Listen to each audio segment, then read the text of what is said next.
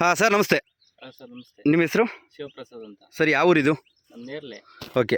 Sir ನಿಮ್ಮದು ಶುಂಠಿ ನಮ್ಮ ವೆಸ್ಟೀಜ್ ಪ್ರಾಡಕ್ಟ್ನ ಯೂಸ್ ಮಾಡಿದ್ದೀರಲ್ವ ಸರ್? ಹೌದು ಸರ್. ಸರ್ ಏನು ಪ್ರಾಬ್ಲಮ್ ಇತ್ತು ನಿಮ್ಮ ಶುಂಠಿಲಿ? ಯಾವ ಪ್ರಾಬ್ಲಮ್ಗೋಸ್ಕರ ನಮ್ಮ ಪ್ರಾಡಕ್ಟ್ನ ಯೂಸ್ ಮಾಡಿದ್ರಿ? ಈಗ ಹೊಸದಾಗಿ ಒಂದು ಕಾಯಿಲೆ ಫೆರಿಕ್ಯುಲಿಸ್ ಅಂತ ಬಂದೈತಲ್ಲ, ಅದು ಫುಲ್ಲು ಶುಂಠಿಗೆಲ್ಲ ಹರಡಿತ್ತು. ಓಕೆ. ಹಾಗಾಗಿ ಯಾರೋ ಸಜೆಸ್ಟ್ ಮಾಡಿದ್ರು, ಹಿಂಗೆ ಔಷಧಿ ಸಿಗುತ್ತೆ, ಹಿಂಗೆ ಅಂತ ತಗೊಂಬಂದು ಹೊಡೀರಿ ಅಂತ. ಓಕೆ. ಹೊಡೆದೊಂದು 5 ದಿನಕ್ಕೆ ರಿಸಲ್ಟ್ ಸಿಕ್ಕಿದೆ. ಸರ್ ಹೇಗೆ ಅನಿಸ್ತಿದೆ ಸರ್? ಎಷ್ಟು ಮೆಟ್ಟಿಗೆ ಬದಲಾವಣೆ ಆಗಿದೆ ನಿಮ್ಮ ಶುಂಠಿಲಿ? ಯಾವ ರೀತಿ ರಿಸಲ್ಟ್ ನೋಡ್ತಿದ್ದೀರಾ ಸರ್ ನೀವು? ಆಲ್ರೆಡಿ ಒಂದು 50% ಹೋಗಿತ್ತು. ಈಗ ಔಷಧಿ ಹೊಡೆದ್ಮೇಲೆ ಒಂದು ಸ್ವಲ್ಪ 90-95 ಅಷ್ಟು ರಿಸಲ್ಟ್ ಸಿಕ್ಕೈತೆ ಈಗ. Okay okay. ಸ್ವಲ್ಪ ದಿನಕ್ಕೆ ಒಳ್ಳೆ ಇದೈತೆ ಔಷಧಿ. Okay sir. ಬಳಸ್ಬೋದು. ಸರ್ ಏನು ಹೇಳ್ತೀರಾ ರೈತರಿಗೆ?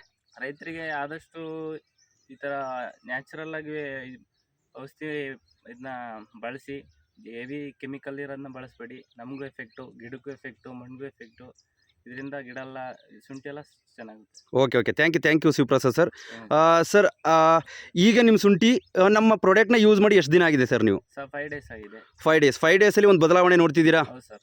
ಖುಷಿಯಾಗಿದೆಯಾ ಸರ್? ಖುಷಿಯಾಗಿದೆ. Thank you Shivaprasad sir. ಹಾಗೆ ನೋಡಿ ಸ್ನೇಹಿತರೆ, ಇದೇ ಶುಂಠಿಗೆ ನಾವು ಕಳೆದ ಒಂದು ವಾರದ ಹಿಂದೆ ಪ್ರಾಡಕ್ಟ್ನ ಕೊಟ್ಟಿದ್ದೋ.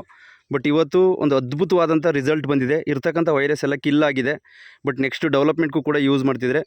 Thank you so much.